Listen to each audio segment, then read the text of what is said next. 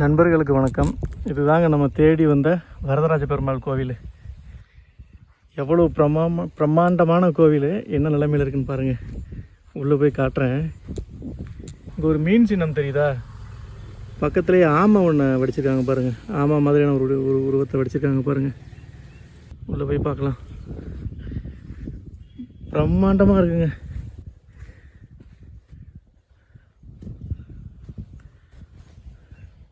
எல்லாமே புறாக்கள் நிறையா இருக்குது.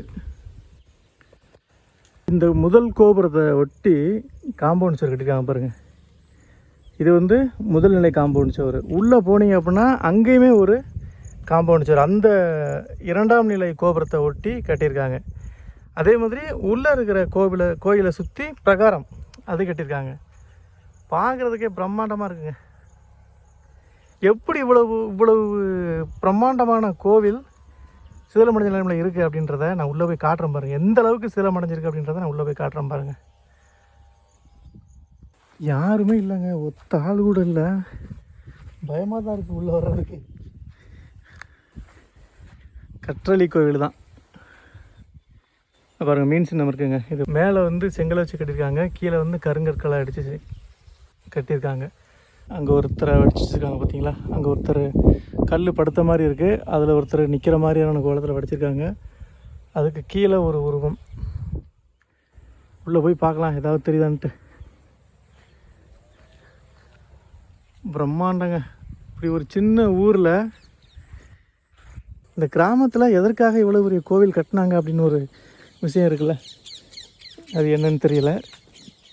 இங்கே ஒரு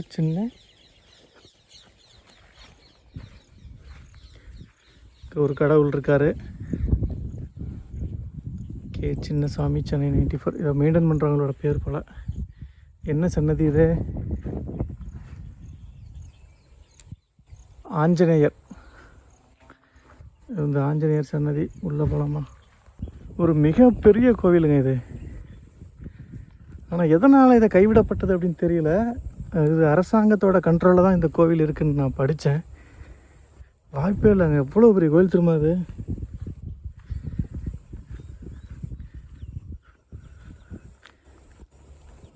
தனியாக போகிறதுக்கு பயமாக தான் இருக்குது.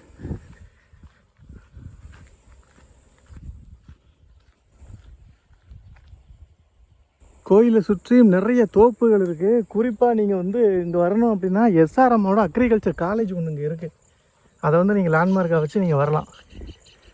எக்கச்சக்கமான புறாக்கள் இருக்குது. இங்கே பாருங்கள், கோபுர கட்டமைப்பை பாருங்கள். பிரமிப்புங்க.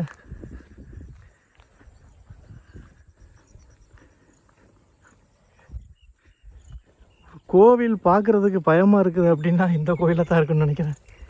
ஏன்னா பழைய படங்களில் காட்டுற மாதிரியாக இருக்குது பார்க்குறதுக்கு.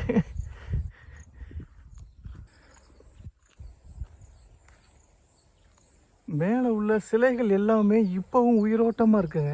பாருங்க, நான் மேலே காட்டுறேன். எவ்வளோ அழகாக சூப்பராக பண்ணியிருக்காங்க சிலைகளை.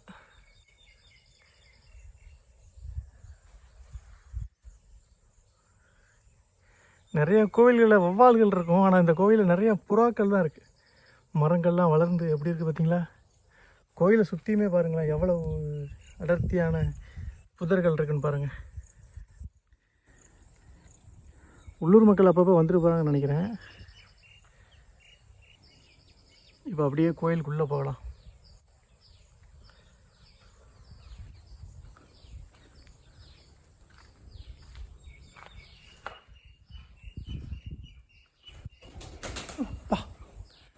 பயமுறுத்தாங்கடா புறாக்கள். இங்கே பாருங்கள், எல்லாமே புறாக்களோட எச்சம்தான்.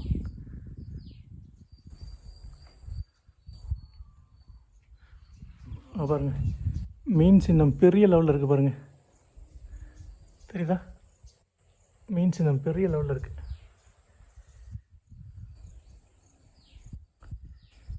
இங்கே பார்த்தீங்கன்னா பாம்பு எதையோ விழுங்குற மாதிரியான அமைப்பு. பாம்பு இருக்குது பாருங்க. இங்கே நாகம் மறைஞ்சி வச்சுருக்குறாங்க. அது முன்னாடி எதையோ அது முத்தமிடுதா இல்லை விழுங்குதான்னு தெரியல.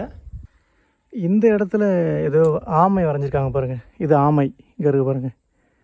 இந்த பகுதிகளில் பார்த்தீங்கன்னா ஆமை மேலே கோவில்கள் இருக்கிற மாதிரியான அமைப்பு வந்து இந்த வேலூர் சைடு உள்ள கோவில்களில் இருக்கும் அப்படின்னு நான் கேள்விப்பட்டிருக்கேன். இங்கே ஆமையை வரைஞ்சிருக்கிறாங்க.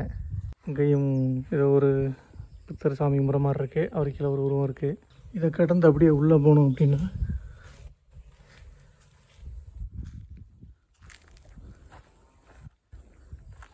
இந்த மதில் சுவர்கள் இருக்குது பாருங்கள்.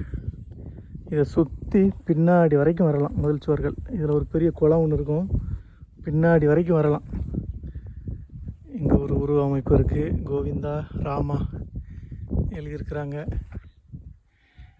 இதை ஏன் இப்படியே விட்டுட்டாங்க அப்படின்றது தான் ஆச்சரியமான விஷயமே.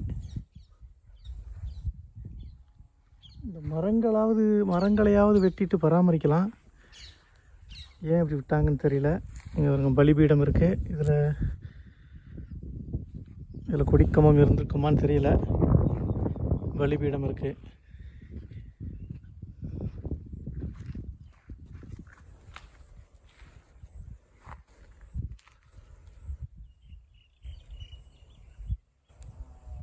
கீழே ஃபுல்லாக கருங்கற்கள்.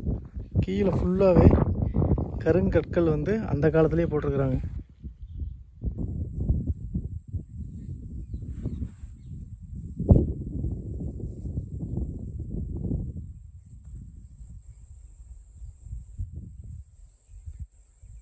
அழகாக உயிரோட்டமாக இருக்குது பாருங்கள். சிலை எவ்வளோ தத்ரூபமாக வச்சுருக்காங்க பாருங்கள்.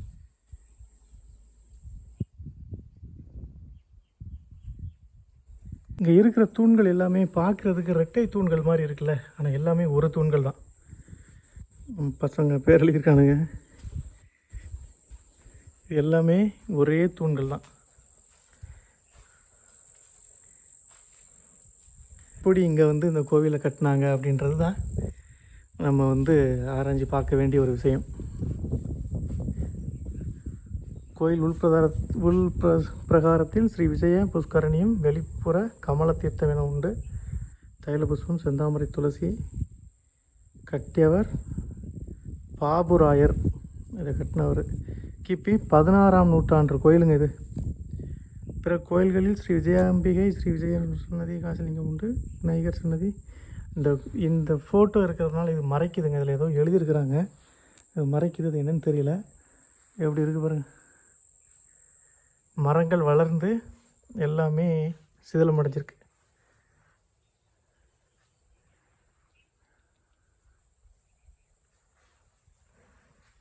நம்ம இதுக்கு மேலே உள்ளே போக முடியாது, ஏன்னா பூட்டி இருக்குது. கதவை பாருங்களேன் எப்படி இருக்குன்னு பாருங்கள். இந்த கதவுல ஹோல்ஸ் வழியாக பார்க்கலாம்.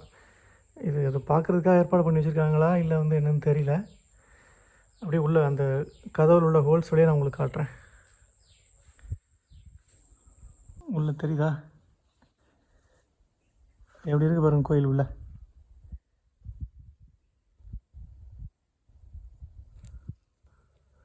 உள்ளே நிறைய சிலைகள் இருக்குங்க. உள்ளே நிறைய சிலைகள் இருக்குது. அந்த ரெண்டு பக்கமும் வந்து உள்ளே போகிறதுக்கு முன்னாடி இங்கே 2 சிலைகள் இருக்குது. கடைசியாக பெருமாள் சிலை இருக்குது. வெளிச்சம் உள்ள வரதுக்குலாம் வசதிகள் இருக்குது. இந்த சைடில் பார்த்திங்கன்னா இந்த சைட்லேயும் சிலைகள் இருக்குது.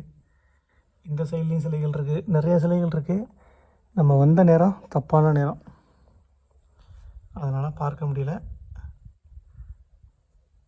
அப்படியே உள்ள எங்கே தேடி பார்த்துட்டு போகலாம். கோயிலுக்கு சைடில் போனோம்னா எங்கேயுமே போக வழி இல்லை. மேலே கோபுரம் எல்லாமே சிதறப்பட்டுதான் இருக்குது. சைடில் போகிறதுக்கெலாம் வழி இல்லை. புதர் மண்டி போய் கிடக்கு. குறிப்பாக பயமாக இருக்குது. என்ன இருக்கும் ஏது இருக்குன்னு தெரியல, பயமாக இருக்குது. ஏன்னா உள்ளே போனோம்னா ஆள் நிற்கிற தெரியாது. பாருங்க ஃபுல்லாக கோயில் தான். இந்த மரங்கள் தெரியுதுல, அந்த எண்டு வரைக்கும் கோவில் தான். நம்ம வாட்டு உள்ளே போயிட்டு உள்ளே ஏதாவது ஒன்று இருந்து கிளம்பிருச்சுன்னா, தனியாக வேறு வந்திருக்கோம். ஃபஸ்ட் டைமாக தனியாக வந்திருக்கோம். உள்ள குளங்கள் கிடந்து நம்ம காலை விட்டு இதெல்லாம் நின்னா எதுவுமே தெரியாதுங்க. இதில் நின்னா எதுவுமே தெரியாது. சுற்றி இருக்குது. நம்ம இது எத்தனை மணிக்கு திறப்பாங்க அப்படின்னு கேட்டுட்டு நம்ம ஒரு நாள் வரலாம். இந்த மேலே உள்ள சிலைகள் வச்சுருப்பாங்களா, அதெல்லாம் இடிஞ்சு கிடக்கு பாருங்கள். பாருங்க எந்த கடவுள்னு தெரியல, இடிஞ்சு கிடக்கு பாருங்கள். தலை தனியாக இருக்குது, உடம்புகள் தனியாக இருக்குது. இந்த கோபுர கற்கள்லாம் கிடக்குது பாருங்கள் இடிஞ்சு. அங்கங்கே அந்த மரத்தோட வேர்கள் வந்து உள்ளே நுழைச்சிட்டு வந்திருக்கா, பார்க்குறதுக்கு பாம்பு மாதிரியே இருக்குங்க. நான் டப்புன்னு பார்த்துட்டு ஏதோ விரியன் பாம்புன்னு நினச்சிட்டேன். அந்த அதில் சுருண்டு தொங்குது பாருங்கள், உள்ளே ஒரு இடத்துல தொங்குது, ஏதோ கட்டு விரியன் பாம்பு தொங்குது வரடா நினச்சிட்டு ஓடிட்டேன் நான். மன தைரியத்தை வரவழைக்கிறதுக்காகத்தான் கோயிலுக்கே வர்றோம். ஆனால் கோயிலை பார்த்தாலே பயமாக இருக்குது.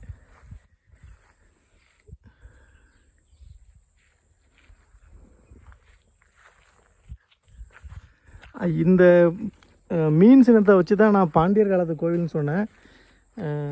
யாருக்காவது உடன்பாடு இல்லை அப்படின்னா இது எந்த காலத்திய கோவில், எந்த மன்னர் கட்டினார், அங்கே ஒரு மன்னரோட பேரை போட்டிருக்காங்க, எந்த மன்னர் காலத்தில் இது கட்டப்பட்டது அப்படின்றத கமெண்டில் சொல்லுங்கள், நானும் தெரிஞ்சுக்கிறேன். இங்கே ஒரு கோவில் இருந்திருக்கணும், இங்கே ஒரு கட்டடம் இருக்குது, அங்கே ஒரு கோவில் இருந்திருக்கணும், இங்கே ஒன்று இருக்குது, அது இப்போ கட்டினது மாதிரி இருக்குது. ஆனால் வாசல் கால் எப்படி எங்கிட்ட இருக்குன்னு தெரில, வாசல் படியல். முன்னோர்கள் எப்படி வாழ்ந்தாங்க அப்படின்றத பார்க்கணும் மெயினாக. அதுக்காகத்தான் நான் வந்து இந்த மாதிரி இடங்களுக்கு நான் வர்றது. மற்றபடி கடவுள் நம்பிக்கை அப்படின்றது எல்லா மனிதனுக்கும் இருக்கிறது தான். எனக்கு வந்து முன்னோர்கள் எப்படி வாழ்ந்தாங்க, எப்படி கலைநயமிக்க வாழ்க்கையை வாழ்ந்தாங்க அப்படின்றத தெரிஞ்சுக்கணும். அதுக்காக நான் இந்த மாதிரி ஒவ்வொரு இடங்களாக தேடி வந்திருக்கேன். எங்கே போய் கருவ மரம் முளைச்சிருக்கு பாருங்கள். இதெல்லாம் கொஞ்சம் சுத்தம் பண்ணாலும் நல்லாயிருக்கும்.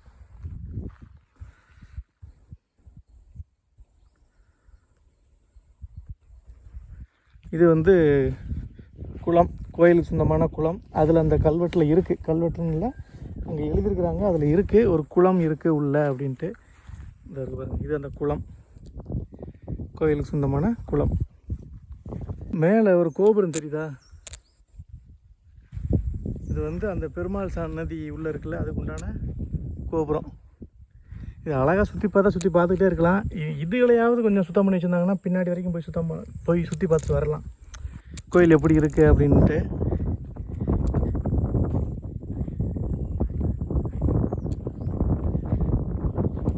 நானும் 2 சைடில் நின்று பார்த்துட்டேன், அந்த கோபுரம் வந்து சரியாக தெரியல. ஓகே, இந்த கல்லில் ஒரு ஓவியம், ஒரு சிற்பம் வரைஞ்சிருக்காங்க, அது என்ன சிற்பம்னு தெரியல. யாராவது உள்ளூர்காரங்க இருந்தாங்க அப்படின்னா கூப்பிட்டுக்கிட்டு பின்னாடி வரைக்கும் போகலாம். இல்லை நம்ம தனியாக என்னன்னு தெரியாமல் போக முடியாது. கோயிலை சுற்றி நிறைய பேர் ஆடு மாடு மேய்ச்சிக்கிருக்காங்க, அவங்க சவுண்டு தான் அப்பப்போ நம்மளுக்கு கேட்டுக்கிட்டே இருக்குது.